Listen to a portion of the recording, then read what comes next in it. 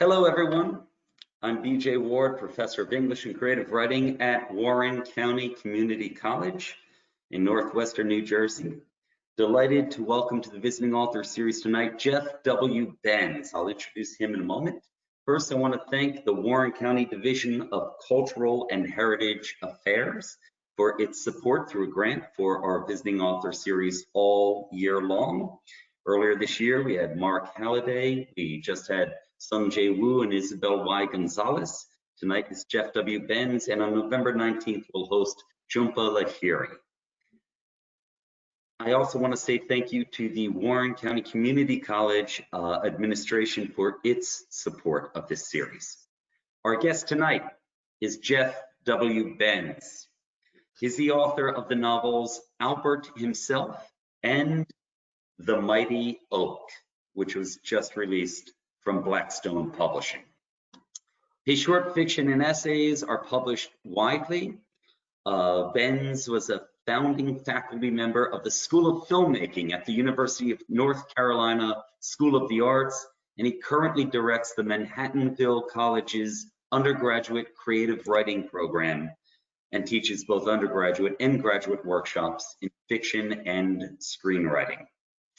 With The Mighty Oak, reviewers have drawn comparisons between Jeff and Richard Ford, Dennis Johnson, and Raymond Carver. In the September 2020 Starred Review, just last month, Publishers Weekly called The Mighty Oak, quote, blistering and superb. Written in a sparse, and that's what they called it. Here's what I have to say. It's written in a sparse style that is unflinching in matters of physical violence, emotional bereavement, and painkiller addiction. The sheer beauty of this book's sentences serves as a contralto to the depictions of the various manifestations of violence of Tim O'Connor's, also known as The Mighty Oak's, life. In the opening moment, Oak is called back to Boston by a death, ostensibly his mother's, but he ends up dealing with so many other shades of loss. A life he failed to live, a daughter he doesn't know, and a body that is quickly breaking down. He uses OxyContin and Adderall to make it through each painful day, and this is just the first two chapters. Wallace Stevens once said that poetry is, quote, the imagination pressing back against the pressure of reality. Stevens also said that poetry is a violence from within that protects us from a violence without. I believe those qualities are reflected in Jeff W. Benz's book. I'm delighted to welcome to the Warren County Community College Visiting Author Series an author who's created one of the most memorable characters I've read in years and painted violence in such a way we wonder if it is suffering or if it is survival. Jeff W. Benz. Thanks, BJ.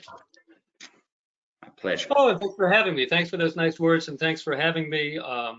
Thanks, Warren County Community College, too, for hosting this great series and for the generosity of having me on. So thank you. Yeah. Thanks so much for being here, Jeff. Sure. Well, I guess I'll read the first two chapters of the book, The Mighty Oak. Rod Stewart's song Hot Legs features at some point in these two chapters. I'll assume people know it. If not, it's a rather outrageous, raunchy, silly song from, is it the 80s? About the middle-aged Rod Stewart's attraction to a much younger woman. And the song is, if you don't know it, it's just ridiculous. It's kind of remarkable that it was a hit. Okay, so I'm interested in place and work, and for the writers in the audience that are joining us, maybe that's something we could talk about afterwards. And I hope that these chapters, get at that in an effective way. I'll read the words at the beginning of the book The first is from William Blake. It says, "And we are put on earth a little space that we may learn to bear the beams of love." And the second words at the beginning is from Don Cherry, legendary hockey coach and announcer in Canada, controversial figure, and that line from him is, "Anybody who says they don't like fighting in the NHL have got to be out of their minds." Chapter 1.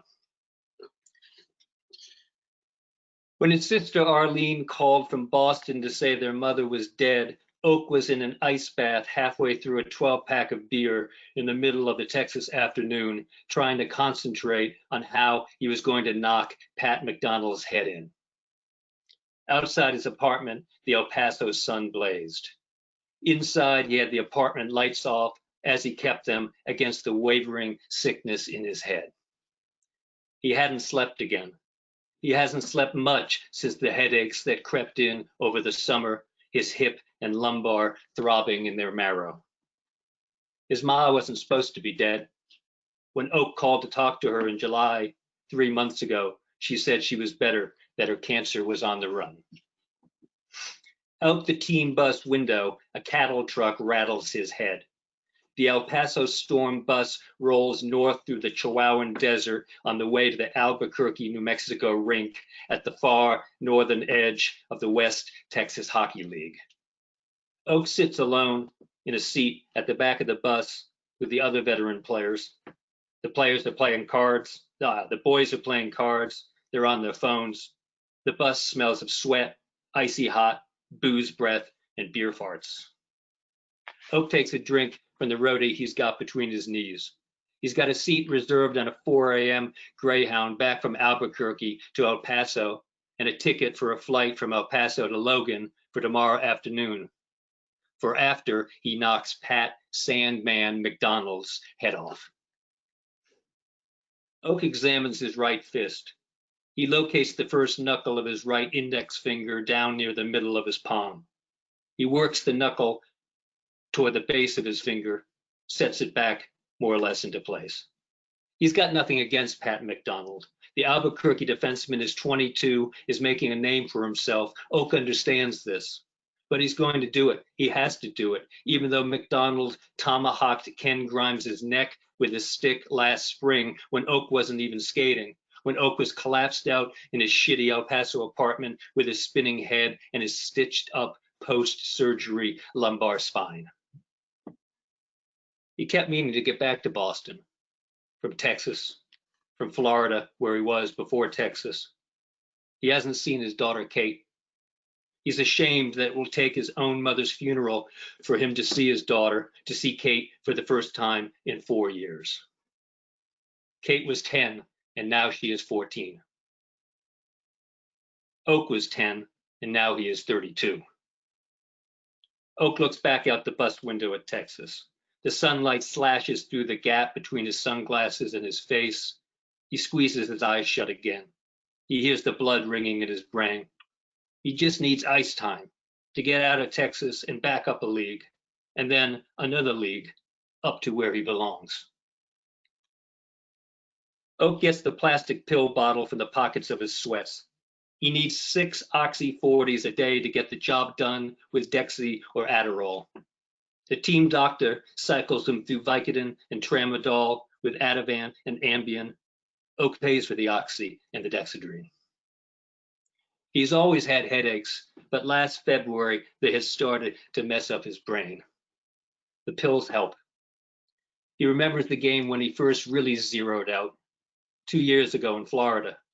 Nothing really bad had happened. He hadn't even fought. He took a blindside hit from some goon, and then it was an hour later and the game was over. Oak was dressing at his locker when he came to.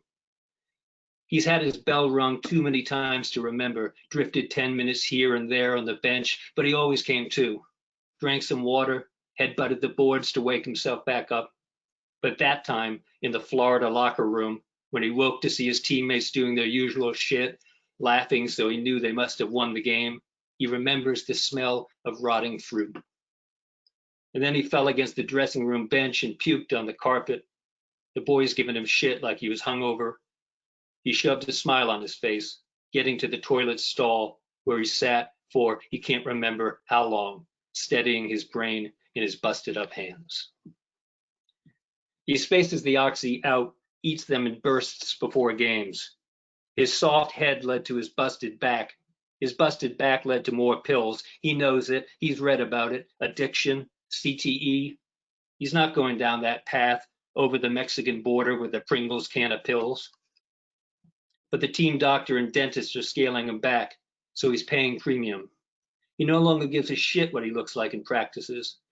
He knows he just needs to get his body back in order, his head straightened out. He doesn't even want to take this shit anymore, but if he doesn't, then he can't sleep, can't think, can't skate. He tries to remember to park his truck at the back right corner of parking lots.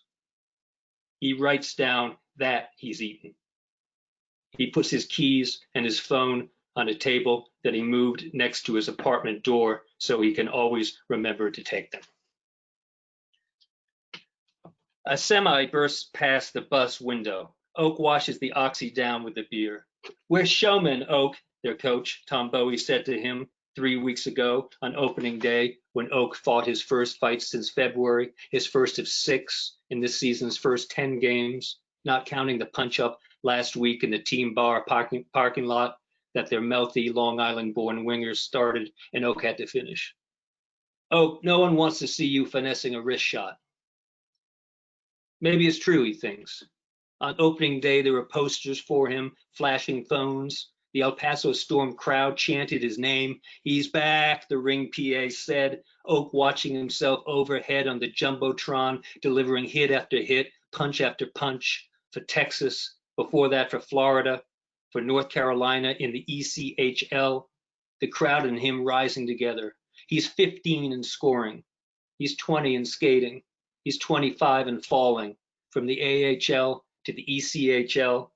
He's 32 and closing his eyes behind his shades on a Texas League bus to Albuquerque. He turns toward the bus window again, twists an Adderall 20 capsule and sucks the addy up his nose. In his head, he sees pictures.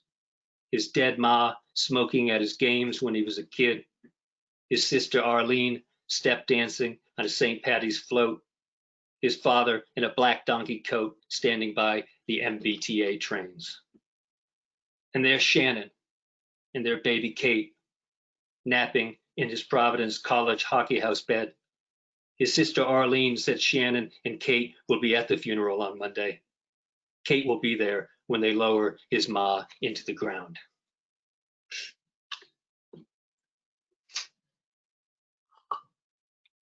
Excuse me. The Albuquerque rink is old, steaming with bad air and wet ice. Banners for an MMA fight and a monster truck show hang from the rafters. Oak and his teammates skate on into a fog of booze. The Albuquerque fans pound the glass. They know what's coming. They want it. They've paid for it. Oak skates to the visitors' bench. He shouts over the boards to his coach, Tom Bowie, Major Tom. "You gonna let me skate today, Major?" Major Tom scratches his mustache, spits into the corner of the bench. His coach, his friend, they fished together. They used their sticks on the back 9 in the Franklin Mountains, slapping golf balls out toward Juarez. "Just skate your game, Oak," Major yells back, not meeting Oak's eyes. The rink lights snap off. Oak steadies himself against the spots that swirl the ice. He swallows hard, jams his teeth together. He's sweating good now with what's in him, with what he's going to do to Pat McDonald. The spots spin across the ice, the PA growling, "Don't poke the bull if you don't want the horns," as the snorting, flag-waving mascot leads the Albuquerque team onto the ice, steam blasting from the mascot's plastic nose, Metallica's Enter Sandman shaking the arena's air. Oak looks for Pat McDonald. The Jumbotron flashes a montage of the Bulls scoring, hitting, and fighting. Oak opens and closes his gloved fists, shifts his weight from one skate to the other. Up above him, McDonald delivers a massive uppercut to some poor bender's strapless chin. a halo of sweat exploding from the guy's hair. The image freezes. The crowd chants "Sandman" as the rink lights burn back on. A Coke sails down from the stands, hits Oak, ice and Coke running down his back. The Albuquerque crowd bunches near Pat McDonald, waving Sandman posters, snapping photos of McDonald with their phones. In person, Oak realizes McDonald is even bigger and dumber than he looks online. His head is like a cement brick. His head is like a cement block. Oak sucks in, blows out, pushes off from the boards. He loops behind their net and smacks his forehead against the corner glass. The fans think he's showboating. He does it again. Grinding his mouthpiece, he skates hard, small circles in the visitor's end. Later, he tells his body. He punches the boards to wake up his bleeding fists. He drives his knees into the air. I'm still the boss of you, he's telling his body. He's telling his head. He's telling his sick, throbbing blood. He roars into speed. His teammates grin, sticks slap him as he goes by, Grimesy nodding, Oak squeezing life from every cell he's got. He skates the center line. One of the Albuquerque guys says something to him about how he's done, about how he should go and fuck his Texas boyfriend. Oak loops harder around their end. He's flying now, and he cuts over the center line just as McDonald loops by. Oak grabs the kid and spins him. He's not waiting on the national anthem. He's not waiting on the puck. He's peaking. In half an hour, his body will start its grinding collapse. Let's go, Oak says. Later, Pops, McDonald says. One of McDonald's front teeth is gone. Up close, Oak can see the baby fat on the kid's face. Now. Oak drops his gloves, hurls his helmet so that it smacks against the boards. For a split second, waiting on McDonald to drop, an unfamiliar thought flashes in the rising white roar inside Oak. That he doesn't have to fight. That he's a dog in a pit.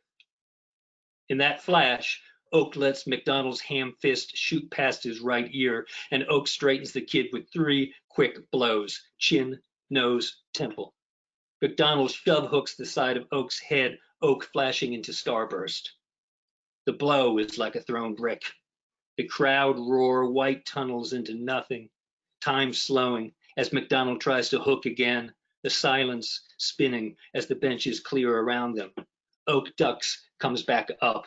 McDonald clenches. Oak's been waiting on this. He studied McDonald's clench online. The kid always leaves a gap. Oak shoots a tight uppercut with his right fist into this gap between their 2 chests. McDonald's head snaps backwards as Oak knew it would. McDonald's head floats there in front of Oak, a fat, dumb balloon. Oak draws the punch from his legs to his waist, to his shoulder, to his fist, and smashes it.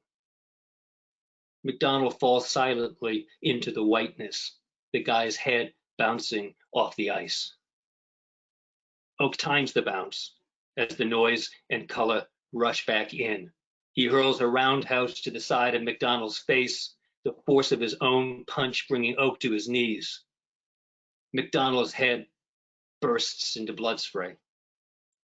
The roundhouse sends McDonald sliding, his bleeding face smearing the ice. McDonald balls up. The fights around them freeze. The ref gets in front of Oak, and suddenly the ref starts screaming for the rink doctor. Oak hears his own heart and breath.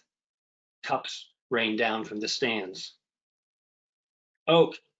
Major Tom runs across the glove-littered rink. Oak! Oak sees his mother dead on her white tiled bathroom floor. He sees his daughter, Kate, skating in white snow. Oak! There's a doctor in red sweats running behind Major Tom. Oak watches them, the doctor slipping on the ice, racing toward McDonald. McDonald lays motionless. Getting closer, Oak sees McDonald's bloodied face. And then he has to look again against what he thinks he is seeing, and it's there. McDonald's right eyeball is hanging wet and red from his shattered eye socket to the blood pool on the ice. The quiet explodes. 2 bulls jump Oak from behind, the blows on him like blocks thrown into black water. Last page of the chapter. Later, In the parking lot, with the delayed game starting, Oak looks up at the black Albuquerque sky. An ambulance took McDonald away. Oak knew better than to try to see him. Oak just walked up the ramp, and even the fans were quiet. He walked through that quiet and got his skates off and his pads, and he showered off the fight, his whole body shaking so that he had to sit down in the stall. He's still shaking in the parking lot, standing there shaking, when 3 guys come over, having left the game. "There's kids in there," one guy says. "You sick bastard. You may have killed the guy." When the biggest guy throws a punch, Oak takes it to the side of his face, and falling as he takes another punch, he lets the guys take their shots, their punches dissolving in the adrenaline that burns cold inside him. Looking up at the night sky from the Albuquerque parking lot, Oak can feel what they've done to his face and ribs. You can see it in the face of the smallest guy as they run. And he is lying on his back on Castle Island in Southie with his girlfriend Shannon, looking at the Boston stars. Kate still in that place for souls before they get ripped into life. And that's chapter 1. I'll read the short chapter 2, and then that will be the end of this reading. Chapter 2. Oak sits in the front seat of his sister Arlene's Voyager in the funeral procession from Our Lady in Southie to the cemetery by the park. Arlene's driving.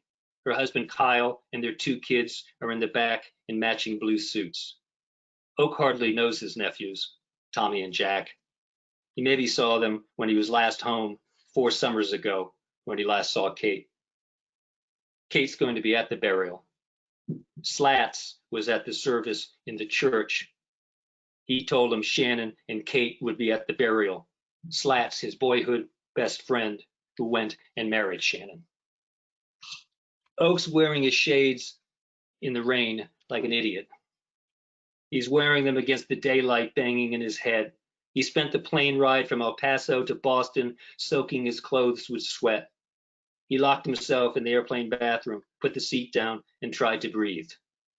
His face is fucked up from the Albuquerque parking lot, his ribs. A flight attendant knocked on the door. He didn't know where he was. When he woke this morning in his boyhood bed, he didn't know where he was either. "And you'll be okay, alone, tonight at the house, Tim?" his sister Arlene asks. His sister lives in Stoneham, with a lawn and a garage a half hour away. "Sure. Because last night I had jet lag on top of, everything." He walked the neighborhood, parked himself on a bench by the water. "We haven't even talked about how you look." "You beat guys up," Dad says, the bigger nephew says. "Jack," Arlene says. "I didn't say it like that," her husband Kyle says. "Only when they deserve it," Oak manages to say. They drive. I didn't even know where to call him." Arlene shakes her head like it's what they've been talking about. Oak knows she means their father. "He's not still in Florida?" "I have no idea, Tim." "Who?" Tommy asks. "Your grandpa," Kyle says. "We never ever met him," Jack says. "He's not dead," Arlene says quickly. Oak side glances her. His father took off when Oak was a freshman at PC and Arlene was a junior at Holy Cross. He could be dead. "Grammy is," the smaller one, Tommy says. Oak wants to say something, to be an uncle, to tell them how she loved them both, but he has no idea. At the church service, the boys sat lifeless next to their parents, Arlene gripping Oak's hand. Jim Sharkey was there, Oak's boxing coach, his father's friend. "Come see me, Tim," Shark said at the service. Shark still tall and strong, in his great coat and big glasses, his hands like bricks and his forearms like thick black rope. "I will," Oak said, not knowing if it was true. When Oak turns to look at his nephews, his head swimming, he sees Shark through the back window of his sister's Voyager, Shark's gaze steady and unyielding behind the wheel of his car. "You guys skate?" The kids look at him. The older one has Arlene's brown oval eyes, the younger one Oak's Ma's pointed nose. Oak sees how his own face looks in the uncertainty in their eyes. Hey, Kyle says. Yes, the smaller one says, to be polite. Oak thinks to smile at them, his lips crusted from the parking lot blows. He turns back to face the front. He doesn't want to see Kate. He can't see his daughter with the way he is, beat down, bruised up, his hands wrecked, his hip, his spine, with what he did to Pat McDonald on infinite loop in his brain. When he closes his eyes, he sees McDonald's blood-red eyeball looking back at him from the inside of his own closed lids. Hey, Tim. And it's later, and his cheek is against the car window. When he opens his eyes, he sees gravestones. When Arlene pulls the Voyager to their mother's gravesite, Slats and Shannon and Kate are already there together, standing in the rain beneath a cluster of elms. She's tall now and beautiful, always beautiful, his daughter's face bright even in the sadness and the rain. She's 14. Her red hair is streaked with blue. Oak gets out of his sister's car. "Aw, man, Oak," Slats says when he sees him again, and they hug, Oak looking past Slats' shoulder to Shannon and Kate, who see him now too. Slats is still skinny, his hair cropped, the holy name tattoo on his neck is weathered like Slats has been working outside. Oak takes his sunglasses off to give it to Kate all at once. He sees again how he looks, but this time in Shannon's eyes as he gets there, in the eyes of the mother of his daughter, who slid away from him when they were younger, who no doubt thinks he slid away from her. Shannon has her hand on Kate's back like they are tethered. Their daughter's face goes wide into a surprising smile when Oak joins them. Slats stands behind him. Oak can feel him there. Her cheeks, her blue eyes, her big white teeth squeeze at him, and he feels a compression in his chest. He's stuck to the mud. Kate steps forward and hugs him. He gets his arms around his daughter, but he doesn't really know if he should be doing it. He rests them there on her back, the look on Shannon's face twining the shame and fear and anger inside of him, the smell of his daughter's hair and neck collapsing time and pulling at his heart's defense. Kate steps back to look at him. She's as tall as his chin. And then she suddenly starts crying, and when he steps toward her, she cringes and turns away. "We'll talk to you after," Shannon says steadily, the first words between them in 4 years. She wanted to come. "I'll come see you," Oak says to Kate's back. "Why?" his daughter says to the wet tree. And then she's leaning her whole body against the trunk, Shannon resting her hand again on their daughter's back, Slats coming over to stand between them. Oak doesn't know what to do. Oak wants to knock Slats to the cemetery grass, if only to give Slats an excuse to get up and knock him back harder. Slats whispers to Kate about the tree, about her grandmother, about how she doesn't have to do anything she doesn't want to do, Kate wiping her face with her sweater sleeve. When Oak turns, Shark's already at the gravesite, watching him. There's a dozen people around his mother's grave, nurses from the old age home where she volunteered cutting hair, some neighbors that he half recognizes. They are standing in the cemetery down by the park where he played street hockey as a kid. An altar boy opens an umbrella over Father Larry Pierce. Larry, who Oak's known since Our Lady, where they went to school together. Larry, who was caught at age 12 at the public pool with his hand down another boy's shorts. Larry, the weird kid who was chased down the school halls until Oak got sick of seeing it and threw buck-toothed Tommy Mahoney against a locker, and then for good measure slammed Ted Priebus's head into a water fountain when they were all 14.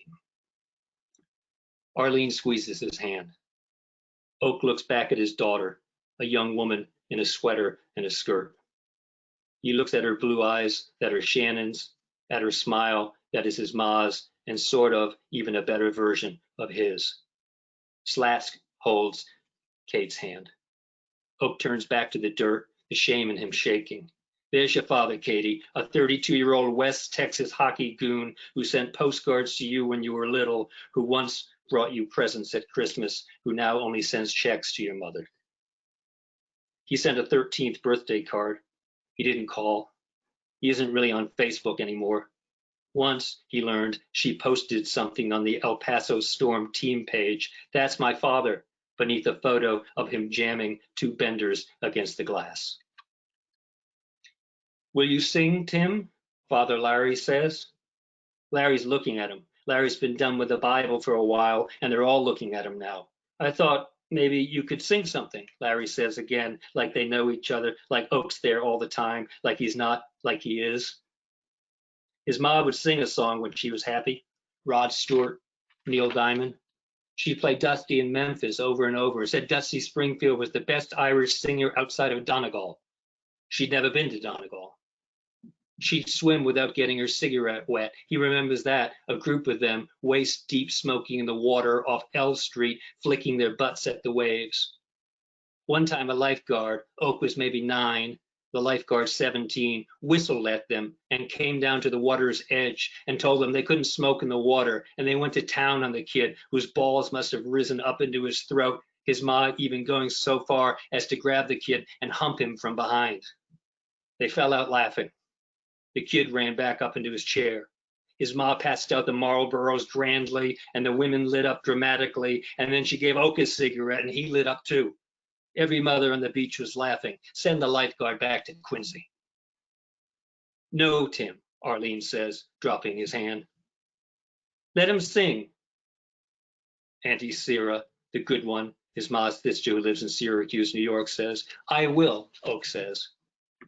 He sang solos with Larry in the Our Lady choir. He still knows the old songs. His ma wasn't religious. She went to mass because she went to mass. If she nicked from the plate, she put back twice. She might do a line in the kitchen. She might go out with the girls from the hospital where she cut hair after Oak's father took his bottles and split. Oak plants his feet in the muddy grass and sings. Be thou my vision, O Lord of my heart. Not be all else to me, save that thou art. For the moment, just that, looking down into the hole with his daughter somewhere behind him, with Jim Sharkey tall in the gray rain, his ma in a box, the birds up in the wet, leafless Boston trees.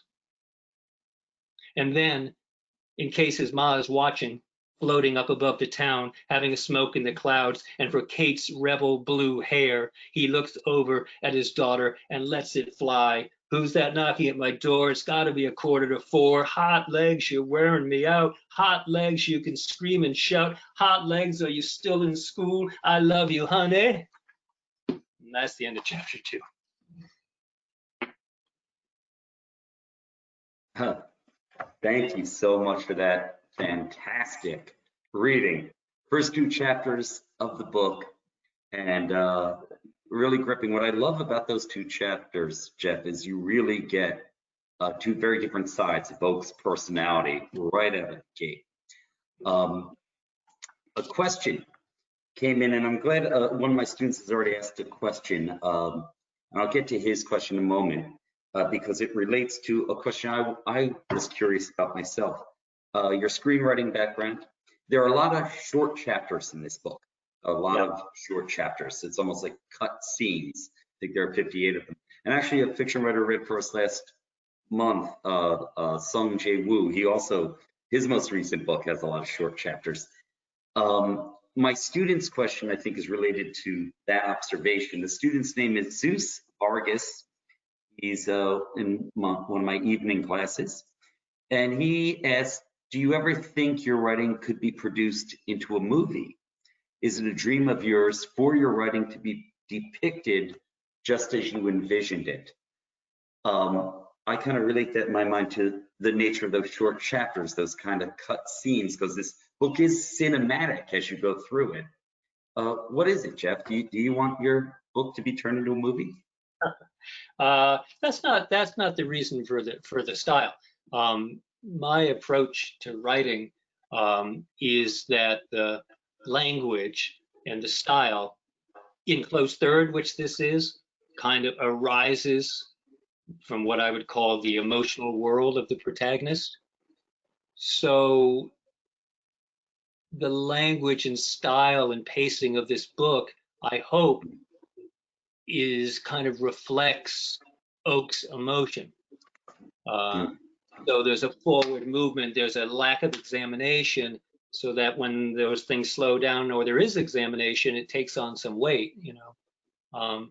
But I think that that's where the style comes from. I didn't have an intention of writing. I didn't even know it was 58 chapters until you just said that.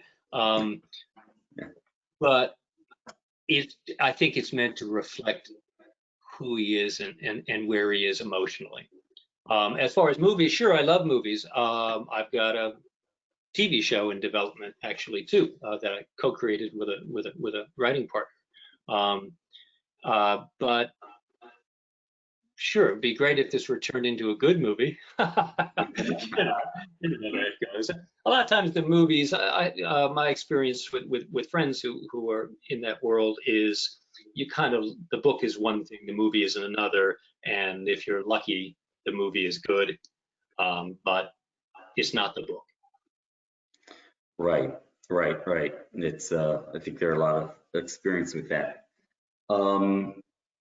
Another question.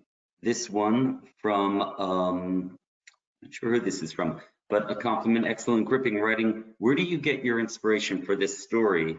And that's related to another question asked by another student here who wanted to remain anonymous, who said, you look too good to be a hockey player. How did you research the book?